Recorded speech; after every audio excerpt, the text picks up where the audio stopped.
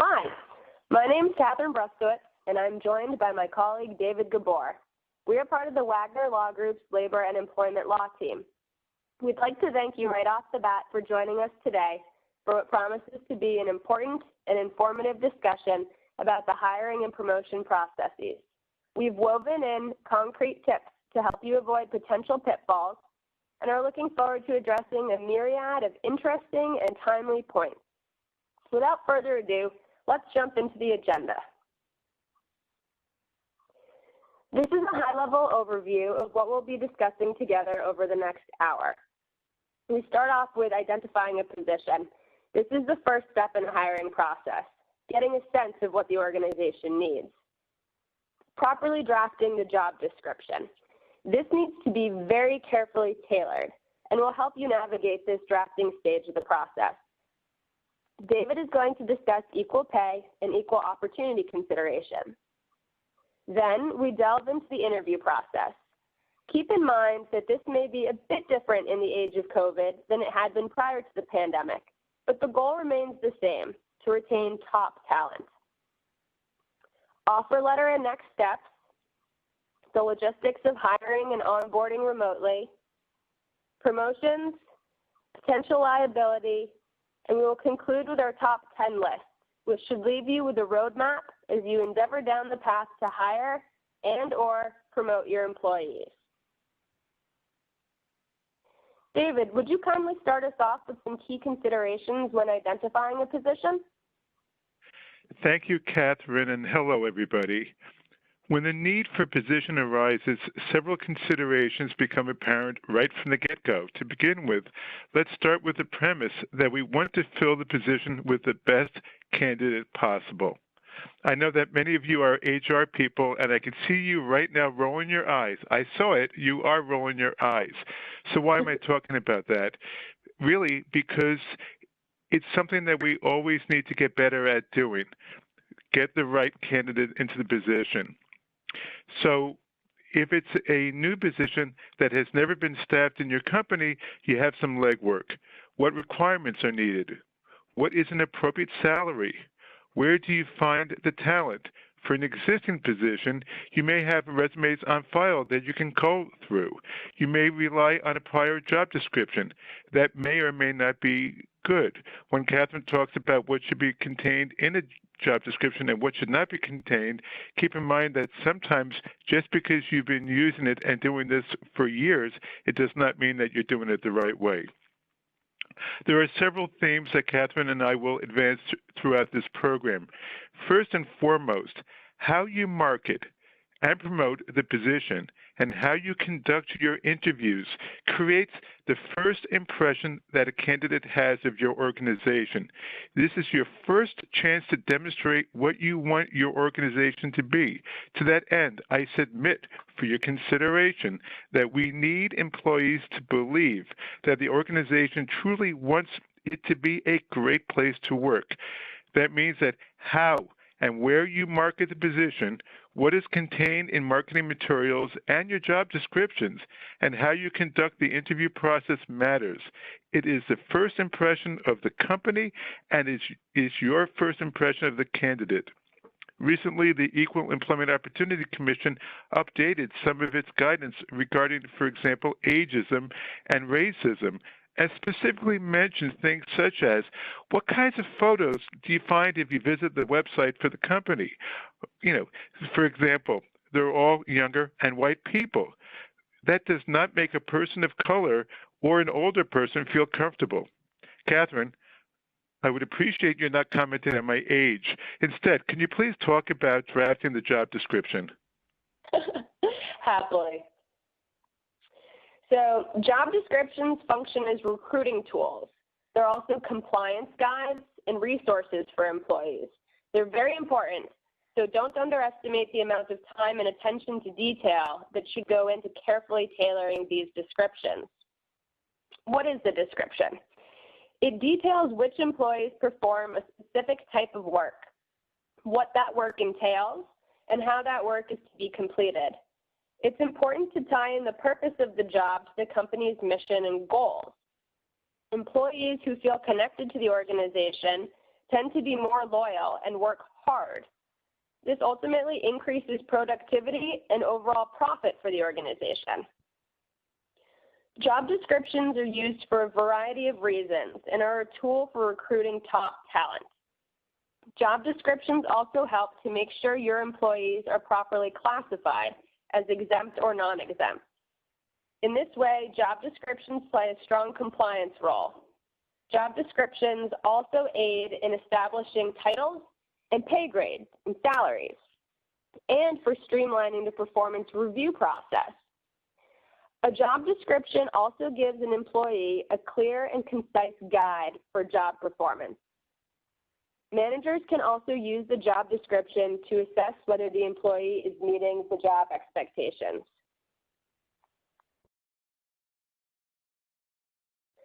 The reality is that job descriptions are often used as a basis to terminate employees.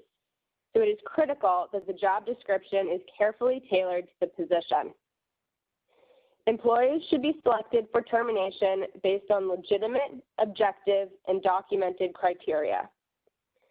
The carefully tailored job descriptions can help to ensure employees are selected for termination for reasons unrelated to any protected activity by the employee, such as complaints of harassment or discrimination, and instead are based on an employee's failure to meet their job requirements.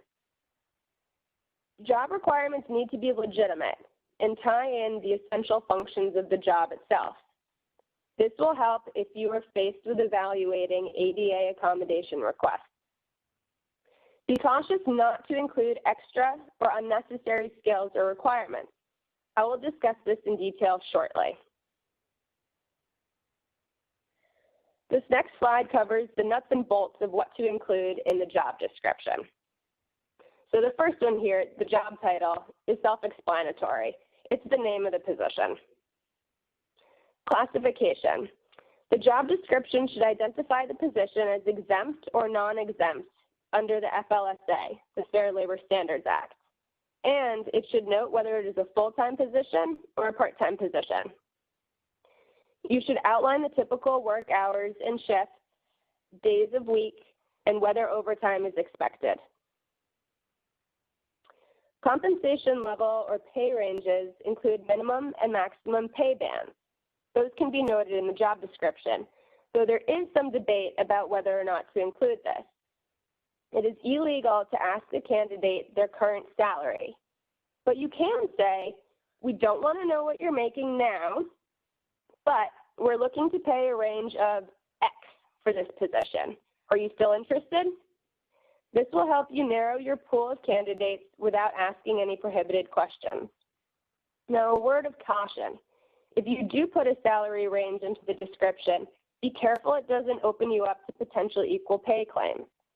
David will discuss equal pay considerations in more detail in a few slides. Now, a summary and essential functions. This point is paramount. The job description must include how an individual is to perform the essential functions of the job and the frequency with which the tasks are to be performed. Remember, the tasks must be required to perform the job. This needs to be truly necessary. Don't include fluff. I will discuss why this is so important in the next slide when talking about what not to include in the job description. Competency. Knowledge, skills, and abilities that the employee must possess in order to meet the essential functions of the job. You may also consider including competencies built into the job descriptions and performance expectations around diversity, equity, and inclusion. You can also include the title of the position that this job reports to, as well as any supervisory responsibilities. Physical demands of the job, including sitting, lifting, and driving, if applicable, should be included in the job description. Required education and experience should be based on requirements that are job-related and consistent with business necessity. There are other additional eligibility qualifications you may consider including. One such consideration is any certifications, or industry-specific experience in the experience working with certain equipment. You may also note any travel requirements expected for the position. So you can include where the travel occurs, if it's going to be local travel, or if it'll be international, and whether the travel is overnight. An industry-specific consideration is the work environment. Some jobs have factors that will affect the employee's working conditions while performing the job, such as temperature or noise levels, or whether it's indoor or outdoor work. And lastly, you will want to include an affirmative action plan and equal employment opportunity statement. So, what to avoid? Be cautious not to include extra or unnecessary requirements. This can lead to disparate treatment claims. David is going to share a very recent case which addresses this point when we begin to discuss pitfalls for potential liability. Be aware that unnecessary requirements may, even if inadvertently, have a disparate impact on certain classes, and this is to be avoided. A good example is physical ability. There's no need to include a requirement that an employee be able to lift 50 pounds if the position is an administrative position, where realistically, the employee will be lifting a telephone and perhaps stacks of paperwork. The 50-pound lifting requirement would weed out many applicants, disparately impacting females and potentially older or frailer applicants. The take-home message here is to make sure your job descriptions include requirements that are truly necessary requirements. Do not include extra requirements for eligibility because you expose yourself to risk of litigation. David, could you walk us through some discrimination prevention considerations? Sure. Thank you, Catherine. And in fact, I defended a case where an employer had a 50-pound requirement for a dispatcher whose job was to sit at a desk and pick up a telephone and talk to customers and talk to the people on the road to dispatch people to assignments. And I've never come across a telephone that weighed 50 pounds, but they had that requirement there because they only wanted men to work for the company. That case settled. But one of our goals today is to help avoid unwanted litigation. And really, what you believe happened, what you believe is true and correct, and what the other side believes is true or correct doesn't matter once a case is filed, because ultimately it's going to matter what the judge or the jury found in the case. Another thing to keep in mind is that the EEOC, Equal Employment Opportunity Commission, is a watchdog, and they love to issue press releases whenever they file a lawsuit and whenever a case gets settled. Trust me, you do not want your company to be in a headline from one of those EEOC press releases. It's not good for your career. Recently, they issued a press release involving a company called Conduent Business Services because it refused to consider a deaf applicant. We're not saying hire. They would not consider the person. The case settled for $77,500. And this happened, I believe it was October 18 when they actually finalized the settlement. And the case settled for $77,500. Conduent Business Services had to pay their lawyers to defend the case. They have issues regarding their brand, negative publicity, and the impact it has on employee morale, employee engagement, and realistically, the loss of potentially a very good, hardworking employee who never had the chance to be considered. What's covered regarding people who are being considered for jobs, for your outreach to recruit for positions, when people are interviewed, and ultimately when they work for the company, are 7 different categories. 5 are covered by Title VII, and that would be gender, race, religion, ethnicity, and national origin, and gender does include sexual orientation. The American Swiss Disabilities Act and the Age Discrimination and Employment Act protects people 40 years of age and older. There's also a myriad of state and local laws that protect employees who are being considered. one of the things we want to talk about is, and Catherine alluded to being very careful regarding equal pay. And in fact, equal pay is covered even in the interview process. There's a day which usually falls around April 1st, and that's called Equal Pay Day. Some of you I know have been on prior webinars, and we've spoken about Equal Pay Day. That's the day women have to work to in that calendar year just to make what men earned in the prior year. And for women of color, it's in the middle of the summer every year. And it's real important to make sure that we don't trample upon people's rights when it comes to equal pay. One of the things to do, and take out your writing stick. What's a writing stick? Your pen or pencil, and write this down.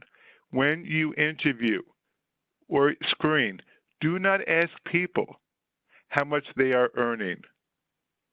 And if you say, for example, we're looking to pay $50,000 for the position, make sure you preface that by saying, I don't want to know how much you're earning or what your benefits are.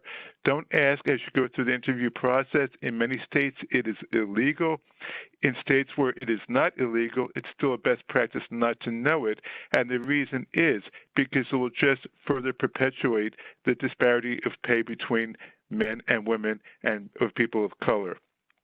And lastly, let's make sure that your team is doing enough to bring in diverse candidates for interviews and fairly considering all the candidates in the process. Don't just assume that the way that things have been done in the past is good enough. Guard against, for example, implicit bias in drafting, screening, and interviewing candidates. Think about words: newly admitted, young, energetic, must be able to work on Saturdays. These type of words in your flyer, in your notice, in your applications, whether it's online or in print, have led to lawsuits. Religious, age discrimination, disability discrimination. Lawsuits have been brought because of the language. So also another thing that is important that we don't downplay is what we, and this is implicit bias, think of soft skills. Let's say, for example, we decide we're going to interview Margaret. You want her to have experience working with a certain kind of software. She can hone that skill in 5 hours. That's right, in 5 hours. Nevertheless, this is one of your job requirements. So, which is more important? That Margaret has that skill before she's hired or offered a job, or that she treats her colleagues with respect and dignity. So she can learn that skill in 5 hours, but can another person learn the people skills of treating other people with respect and civility?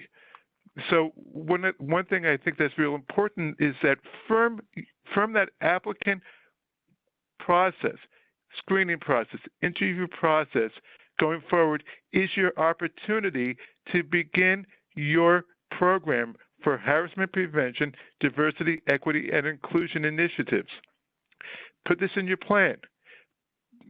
Put language such as your core values, your mission statement, your messaging, that this is a great place to work. Put it in the ads. So when you interview, let's say, for example, Alec on a CM3 position, tell him, this is what a successful CM3 looks like. I made up the title, by the way. This is what we expect of the CM3. Lay out the requirements and duties for the position, including civility. And that's a great lead-in. Catherine, if you want to talk a bit about interviewing. Sure. Thank you very much, David. You made some excellent points. So David already discussed some potential discriminatory pitfalls and implicit bias. It's really important to keep this in mind when conducting the interviews themselves. I'd like to discuss remote interviews. They're a different beast than in-person interviews for several reasons. Personally, I like to encourage video interviews if you'll be interviewing remotely. They're more transparent and interactive than phone interviews. I had a friend recently go through a less than optimal remote interview process by Zoom. He dressed very professionally and was prepared. He logged in with his video, yet none of the 5 individuals from the company turned on their video. This led to 3 hours of my friend staring at 5 black screens. It was very impersonal and really turned him off to the company. So don't forget that the interviewees are interviewing you and your company during their interviews too. Think about how you are representing the company. Also consider that with video, you can better read the interviewees' reactions to questions that you pose, as well as their body language. With video interviews, you may see personal items in the background of a candidate's video chat screen that may speak to their religion or sexual orientation or marital or family status. It's okay to notice these things, but do not comment on them or bring them up in your interview questions. This leads me to mention implicit bias, which we do need to be aware of in any interview setting. Our brains automatically process negative stereotypes and associations about particular groups of people, and these automatic associations have become etched in our brains. That is implicit bias. Everybody has them, but we need to keep them in check. Don't let any implicit bias make you less objective during the interview process, or during any process for that matter. Now, I had mentioned, and David already mentioned, but I shall mention it again. There are several illegal questions or questions that are prohibited from being asked of candidates during their interviews. One such question is asking about their current salary. So that is illegal in Massachusetts and in many other states. Other questions that are off limits include questions about pregnancy or intentions of starting a family. And you also do not want to ask about current benefits. Once the interview is complete and you decide you'd like to offer the candidate the job, the next step is drafting the offer letter. David, can you speak to the offer letter? Sure, thank you so much. And you did raise some really, really important points. The offer letter essentially is that step to make sure that the company and the candidate being offered the position are on the same page, literally and figuratively. So we don't want there to be confusion. We don't want the candidate to think one thing and you think another. So make sure we communicate the offer in a way that we know this candidate will understand, but also don't fall into the trap of a highly technical offer letter in your particular industry. Make sure it's written in a way that a neutral, a judge, an arbitrator, someone else would also understand it. You know, talk about the position, talk about what the title is, talk about a little bit on the responsibilities. You shouldn't spend more than a couple of sentences at most on it, and what the hours of the position are. Include there, and this is another time to take out that writing stick. The company has the right to change the title, change the duties, change the hours. That's very important because you don't want this to become a contract. Speaking of which, that's where we lead into employee at will. What is an employee at will? I think it's a good idea to make it clear that this position is being offered as employment at will, and then it's sentenced in terms of what it means, which essentially is that the employee or the employer could terminate this relationship at any point in time, you know, for really any reason. And it's important to include that in here so we know it's not a contract. Benefits are also important. It's a good idea to mention benefits, but also to mention that the company has the right to change the benefits with proper notice given to employees. Some people like to list in here how much vacation someone's going to get, whether there's a retirement plan, health insurance, things like that, whereas other people prefer to simply refer the employee back to the employee manual and indicate that on their first day of employment, they'll receive a copy of the employee manual. Either is fine, so long as you make it very clear that the benefits may change from time to time, and what's true in year one may not be true in year two. The start date's a good idea, and believe it or not, every now and then we don't see the start date put into the offer letter, who the person's going to report to, what are you going to do on the first day? You're going to show up at 8 a.m. or 9 a.m. and you're going to talk to Eric, or you might be talking to Gordon. But make sure you put that in the letter, what you expect the person to do on the first date. Last point on this slide is employees talk to each other a lot, and they might share what their offer letter looks like. And person one might have an offer letter that looks like, this. Lucian's letter is 2.5 pages long and covers everything under the sun, and Bridget's letter is a half a page. What do Bridget and Lucian think? It could lead to confusion. It could lead to issues regarding employee engagement or morale, or it could even lead to, and yes, this has happened, lawsuits. Okay, and by the way, lawsuits are especially a concern now because we are in the middle of a pandemic. Speaking of which, Catherine, can you talk a bit about some of the impacts the pandemic has had, in terms of hiring and onboarding remotely? I would be more than happy to. So I'm going to start off by discussing technology. So you're going to want to start with identifying software that the new hire may need, and you should provide them with the necessary hardware as well. So this includes the network access and configuration for the individual to be able to perform his or her job. You'll want to truly think through the logistics of getting the technology to the new hires. Include instructions for installation and set up a one-on-one meeting with IT. You want your new hires to feel welcome and comfortable. Now, one item that I don't have on the slide, but I do want to discuss in regards to hiring and onboarding remotely is the orientation.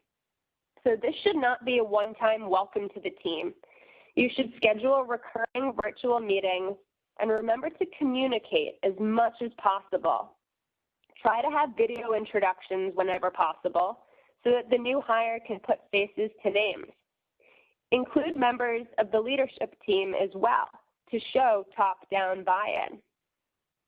Share resources. New hires will not know who to turn to with questions unless you inform them. Provide them with the resources they need to succeed. Ask them if there are any tools or resources that you can provide them with to make their new job easier. There may be simple solutions to possible struggles that you can learn just by asking the new hire. Don't forget to be flexible.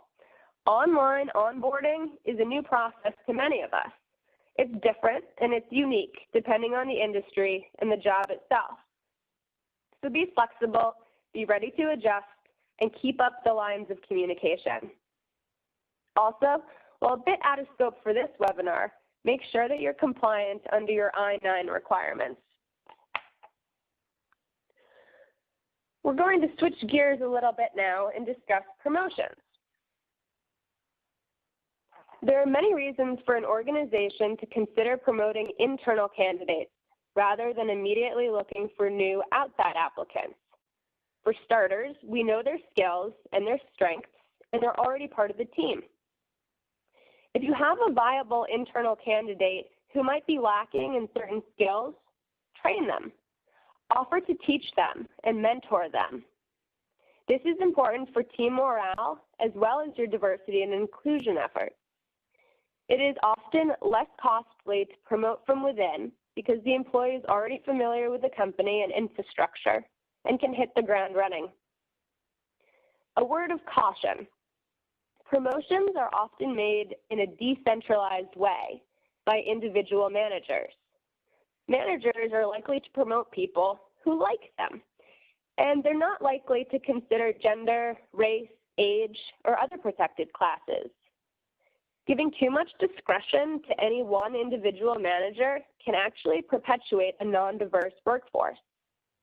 This can also increase the risk of litigation. How people are promoted should be studied critically. There's some criteria to be considered. Is how proficient is the employee? Look at metrics. Look at their performance reviews. Do they meet or exceed expectations? Again, do not let any implicit bias get in the way. This message should be shared with management, and again, centralize the process. Make sure your managers have been trained on treating their employees equally. Stick to concrete, measurable factors and be very cautious of favoritism. David, speaking of favoritism and promotions, can you tell us about the recent FBI-related lawsuit? Thank you, Catherine, and I'd be happy to. And this was just filed in court in the middle of October 2020, and this is down in Tampa, Florida, in that area. And the Justice Department is being sued by a female FBI agent who's got 3 minor children, and she was looking for a couple of promotions. She was not considered for 2 promotions, and the reason given by the FBI is that there were travel requirements that she could not meet. In fact, her argument is that the travel requirements were grossly exaggerated in the job requirements because really the agents who have been in the position in the past never traveled nearly as much. And in fact, what they did is they put the travel requirements in to disqualify her from consideration. Now, the case was just filed, so we don't know what the outcome is going to be. But that's a great example where the job description was manipulated in order to disqualify someone who falls into a protected class. And in this case, this is a woman with children. It's called the stigma plus case because it's the gender, but it's also the gender and the fact that she's a mom, in this case, mom of 3 minor children. So the spotlight in this area is disparate impact and disparate treatment. Those are 2 very important things to consider. What is the impact of a policy? For example, if you've got a business that's got both its central offices and several stores. And the stores are going to be open on Saturdays and Sundays, so you do need new hires to be able to work those days. But you put in the job requirement that the people must be available to work any of the 7 days. And let's say an Orthodox Jewish person applies for the position, but then sees, oh, wait, you have to be available on Saturday, and it would be against this person's religion to work on Saturdays. Well, that would disqualify the person. If the person was looking to work in the office and the office is only open Monday through Friday, but the advertisement says you've got to be able to work on Saturday or Sunday, that's an advertisement that is in no relation, bears no relation, to the ability to work Monday through Friday in the office. And that could have a disparate impact or disparate treatment of an Orthodox Jewish person. Same could be said of policies that regarding lifting requirements, education requirements, things along those lines. They have a disparate impact or disparate treatment on any one of the 7 protected classes we described earlier. Pregnancy discrimination has been in the news quite a bit lately, and there's been a push at the federal level to have greater regulations regarding pregnant employees and reasonable accommodations. You know, as a bit of a refresher, if a person needs an accommodation, you enter into something called the interactive process. The interactive process is an opportunity for the employee to say, with this accommodation, I will be able to perform the essential functions of the job. We're going to put under the microscope for purposes of this program what the accommodation is and the essential functions of the job. Really, a lot of what Catherine and I have talked about is when you advertise a position, when you market and you solicit and you use language in the solicitation, in the job description, you need to get to the essential functions of that job, not an exaggerated essential functions that would weed out otherwise qualified candidates. So now we go back to the interactive process. Can we come up with something that's reasonable so this person can work for you, can continue to work if she's pregnant? you know, is it a reasonable accommodation? You sit down, you go back and forth. That's the interactive process. And it's very important that you give people that opportunity. And in fact, when a person walks in for an interview from the outside and they're noticeably pregnant, don't disqualify them. Still consider them. It's illegal to disqualify them. So one of the other things we wanted to talk about is schedules for business and for discriminatory purposes. One of the things we've come across as a way to disqualify, especially for promotion, certain employees, is people in certain levels in the company are given an opportunity to attend meetings, to develop a book of business, to engage in strategy sessions, to get certain kinds of training and certificates. And some managers schedule these at times knowing certain members of the team would be unavailable. So, for example, if you do have a situation where you've got people who have child care responsibilities, and their normal day starts at 9 o'clock, and there's no way in the world they can show up at 8 o'clock every day because they've got to get the kids on the bus and then get to work. Nevertheless, the manager is scheduling these meetings for 7:30, 8 o'clock in the morning, and the women cannot make it. Men can. These women, or women who do not have children, get treated differently. That's a disparate treatment, disparate impact, and it may very well be illegal, and it may very well be the reason why somebody is being precluded from consideration for a promotion. Another issue, and this is getting to the point of really 2020 in a nutshell, we've got tons of people who are working remotely. And unfortunately, it looks like this may be the way it is for 6, maybe even 12 months going forward. And at that point in time, it may very well be that we realize a lot of people can do their jobs remotely just as well as they can do it in the office. Companies can save money on space. Employees don't have to commute, whether it's 15 or 20 minutes or 2 hours a day. They can save that time. But the managers are not trained on leading remote teams. They don't have the toolkit to do that. The policies of the company don't clearly articulate what is expected of employees working remotely. This raises other concerns, such as wage and hour. Are we properly tracking the time people work? Are we properly sharing information, telling people what's expected of them? We need to take a close look at that, and I suggest that you all take a careful look at your policies to see if they need to be updated. And the same is true of employment agreements. A lot of times the employment agreements don't anticipate things such as people working remotely. So it's very important that these are things that we are thinking about. And with that, I think we're going to jump into something that Catherine and I refer to as our top 10 list. For those who remember David Letterman, well, David Letterman doesn't hold a candle to the work we do. So Catherine, if you want to talk about job descriptions a little bit more. Sure, I'd be happy to. So again, we've discussed this, but it is super, super important. So it definitely belongs as the number one on our top 10 list.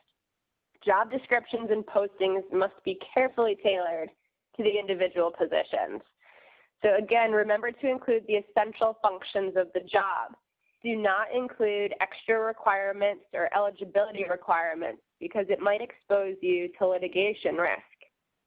Consider how the carefully tailored job description will help you in the interactive process in evaluating reasonable accommodations as well as in evaluating possible promotions.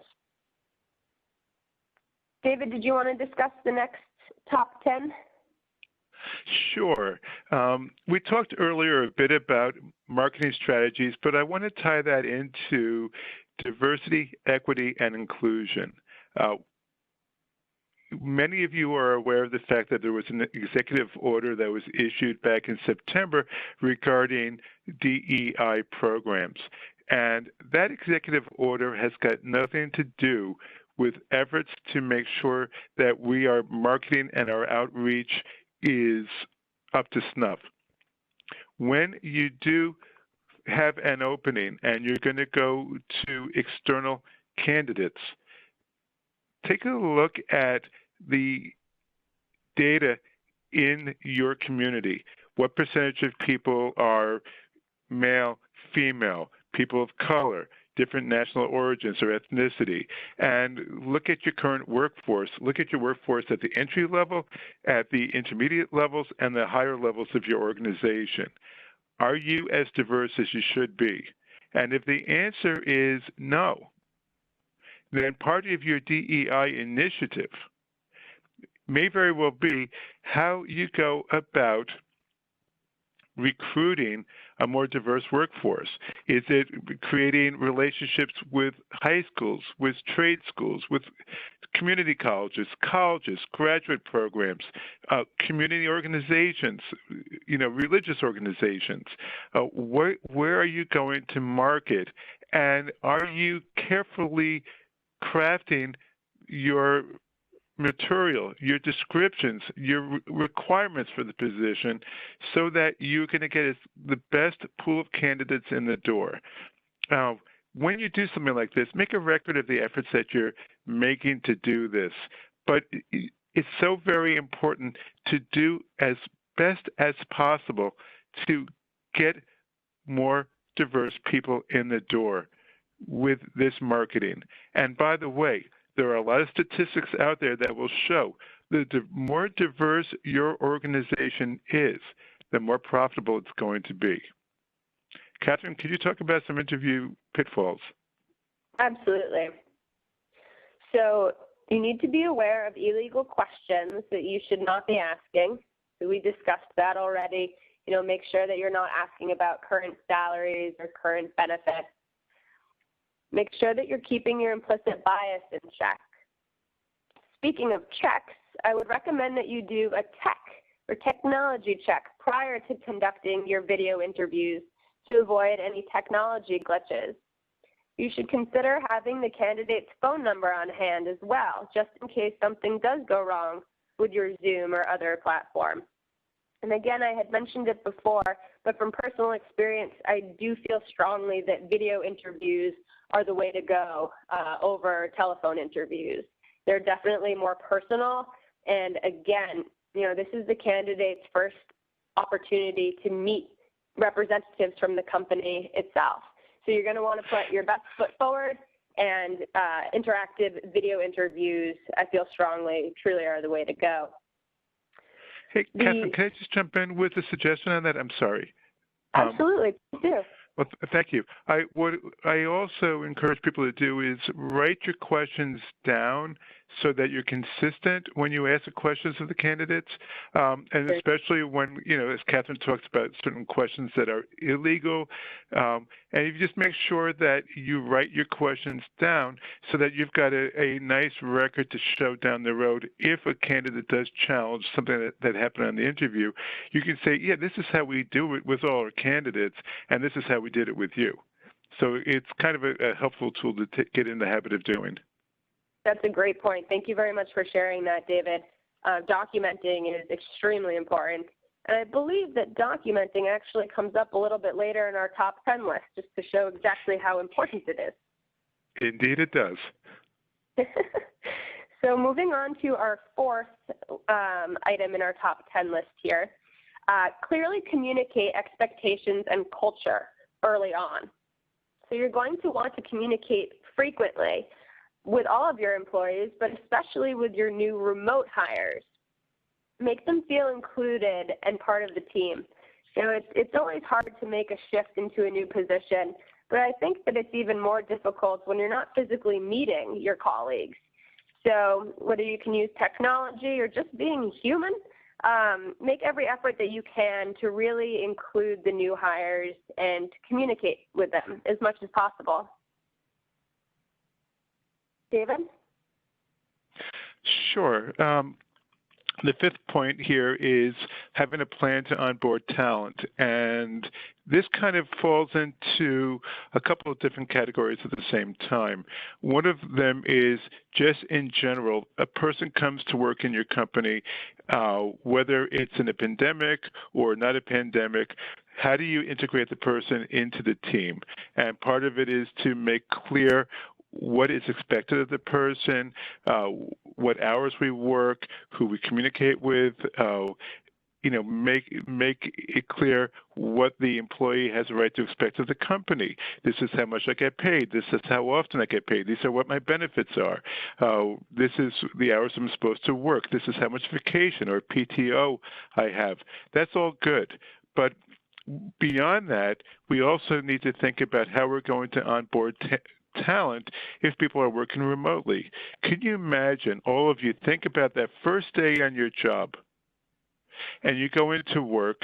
I know, there are several of you who are attorneys and several of you who are HR people, and there are also some business people, attending the webinar. And imagine your first day, you went in. You walked into an office. Almost every one of you walked into an office. You said hello to people. You sat at a desk. You had a team around you. It may come lunchtime, and some people said, hey, let's go out and we'll grab lunch. And you go to either a diner or maybe the Chinese restaurant or a Mexican place, whatever it is. You went out and you had lunch with people. And you came back to work that afternoon. Maybe on Thursday, a bunch of people went for a happy hour. Now we're onboarding people who are potentially working at home. They're not meeting the people face to face. And at the same time, they're expected to perform and become integrated into the team just as if there was no pandemic, just as if they were in the office. So the plan in general should include providing the tools so this employee can knock it out of the park. But now that we're in a pandemic, how do we give the employee the tools remotely to do the job? We need a plan in place, and really the plan should be developed prior to interviewing people for the job. Why? Because if you develop the plan in advance and questions come up during the interview, you're able to answer it. One of the mistakes that many companies do when they interview candidates is they feel as though they're selling the job to the candidate. They want this person to want the job, so they look to sell.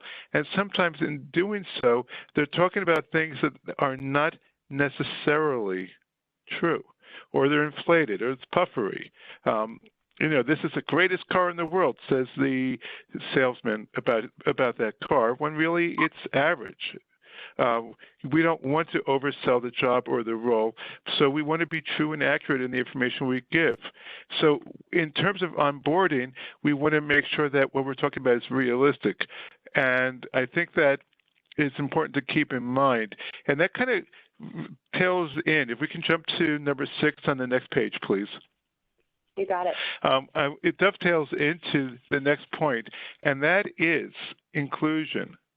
Inclusion is a big part of the process. When we talk about DEI, diversity, equity, and inclusion, the inclusion part is critical. And that's also, something about the onboarding.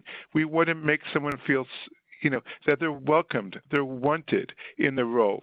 So one of the things that's important to do with inclusion, and remember that saying, and Catherine, I know you've heard me say this too many times, so please bear with me one more time. I was invited to the party. That's great. It was even better when I was asked to dance. So make sure when people come in, regardless of age, regardless of gender, race, religion, ethnicity, national origin, if they have a disability, regardless of any of those qualities, or whether they've got red hair, black hair, blonde hair, or they're bald, who cares? You give them every opportunity to succeed in the job. And if they're working remotely, or a good chunk of your team is working remotely, build in plans to communicate with the person, check in with the person, schedule meetings on Zoom, on Team, whatever platform you're using, schedule meetings on a regular basis. And one other point on that, by the way, is if some people are remote for legitimate reasons and other people are in the office, and you're having meetings of people in the office, include the people who are remote. make sure you have that technology. Now, let's talk about implicit bias. Implicit bias is really a critical point. And truth be told, I've got implicit bias. Catherine has implicit bias. Every single person here has got one kind of bias or another. A 1-hour training program could scratch the surface, but that's all it will do with respect to bias. Because the first thing we need to do is get people to be open and honest and vulnerable. I hate saying that word because I always slur it. I apologize. But it's really, really important. People have got to get vulnerable when they talk about the fact that we have bias. Because once you recognize you have it, then the question is, what do you do so that whatever bias you have does not impact your judgment of others? And it does not impact whether you're going to be a good teammate or you're going to consider somebody or another person for a position. And it's important that you start thinking about what kinds of strategies that you have in place or that you can develop to help you overcome that bias so that we get the best people in the company. We've got a diverse workforce. We've got a team that works well together. So when it comes to hiring, the first thing we need to do is make sure that we're getting our message that we've got an opening out to the entire community. Then we get a bunch of people who respond. And let's say we get 10 responses or 200 responses or 300 responses. The steps we're taking to screen the responses to whittle it down to the people who will be asked to come in for an interview. What steps are we taking? How are we doing that? Are the people involved in that process properly trained? Do we have oversight to make sure that people involved in the process are doing it in an objective, non-biased manner? Then when we do the hiring, are we interviewing all the people, and are we considering them openly and earnestly throughout the interview process? Or do we take one look at somebody and we close our mind on that person and we don't consider them? And Catherine, on the issue of promotions, made some really, really, really good points. So, Catherine, forgive me for repeating a couple of them, but they are so very important. A manager in your company who is going to recommend 1 or 2 or 3 people for promotions may not be aware that that manager is going to be recommending the people that look like him, that are his friends, because his friends are the men who are the same race, roughly the same age. They go out for drinks together. Sometimes they might go to a ball game back in the days when people actually went to arenas and stadiums and watched sporting events. Imagine that. But seriously, it's very easy for a manager to fall into that trap. What are you doing to make sure that's not the case in your company? And then if we've got, and this is my last point on the topic, if we have a company that has had a lot of people leave because of the pandemic, and now all of a sudden we've got new people in roles as managers, or maybe we're now at a point where we can start to hire again, and we just brought in a couple of new managers. What are we doing to make sure they've got the skills to manage their teams? Okay, Catherine, if you want to talk about auditing. Absolutely. Thank you, David. So it's really important that companies take the time to audit for equal pay and equal opportunity. David had discussed this earlier, but many agencies are currently focused on inequities, so it's really important to make this a priority. This is actually a pretty easy issue to audit for and to correct if you're made aware that your organization is deficient in either the realms of equal pay or opportunity. Now, similarly, you should look at how diverse your workforce is and make changes if needed. And don't forget, and David had alluded to this, but diversity is a great first step, but it isn't enough. Inclusion is really, really critical. David, did you want to discuss some of the telecommuting considerations and perhaps a bit more about the child care considerations due to the pandemic? Absolutely. And this is a question that we've been asked by many of our clients. What do we do with requests for telecommuting? How should we respond to our employees?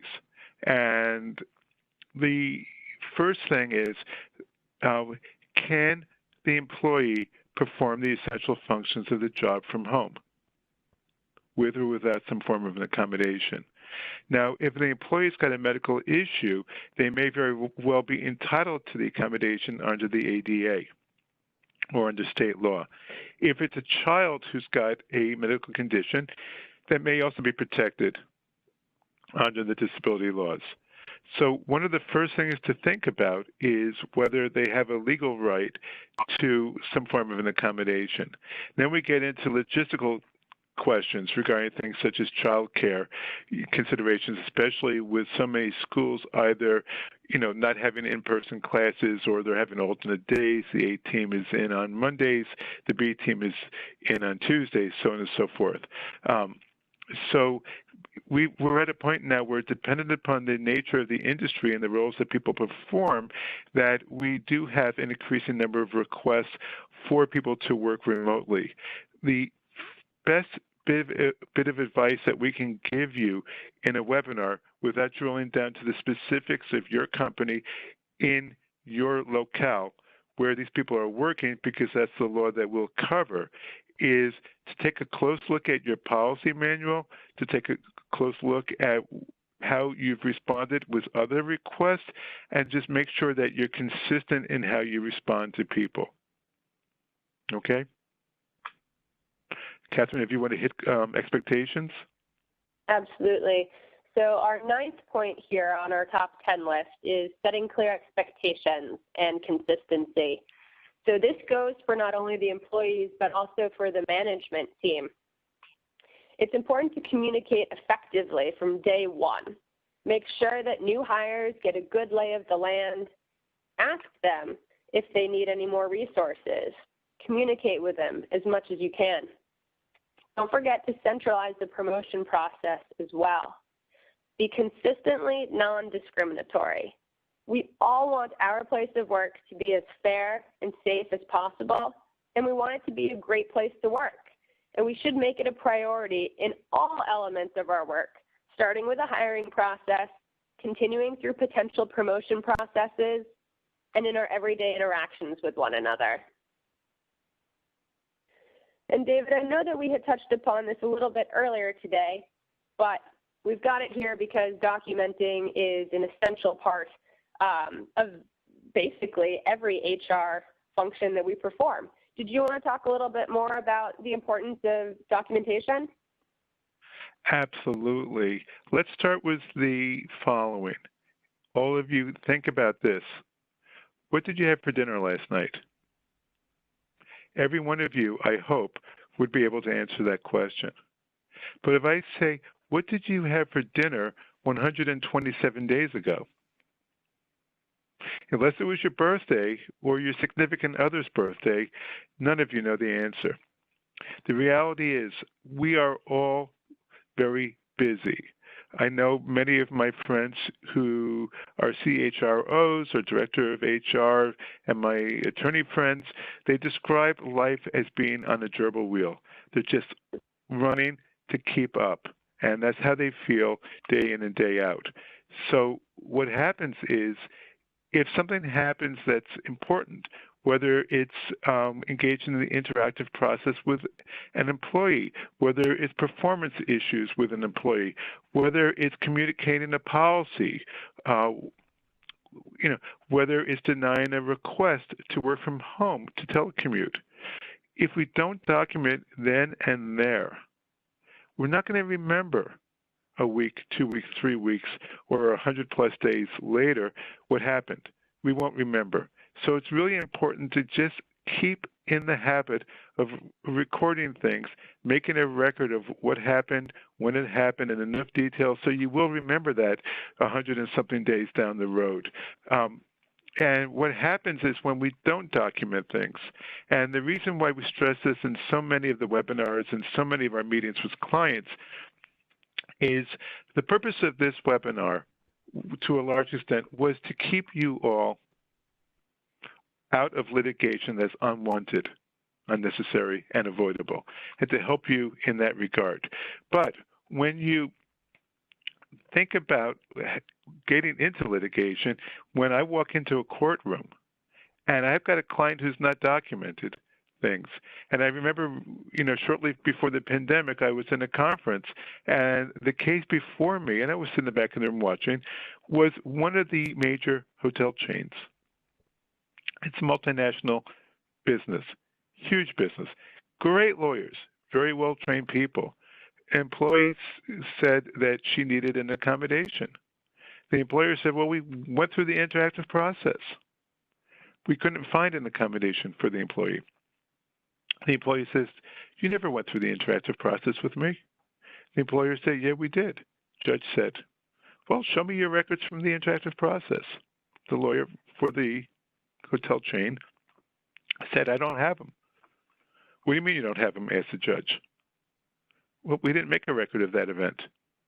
And the judge said, if you don't have a record of the event, as far as I'm concerned, it never took place. Hotel lost. They had to settle the case. So that's an example of just why it's so very important to document. Okay? And Catherine, I'm going to turn it back over to you. Sure. Thank you so much, David. That was a great example. So that actually brings us to the end of today's webinar. And we hope that you found it engaging and helpful. Please feel free to send questions to us either by email or by phone. And also, if you want to talk more about this or other resources, we would be happy to speak with you. So thank you so much for joining us today.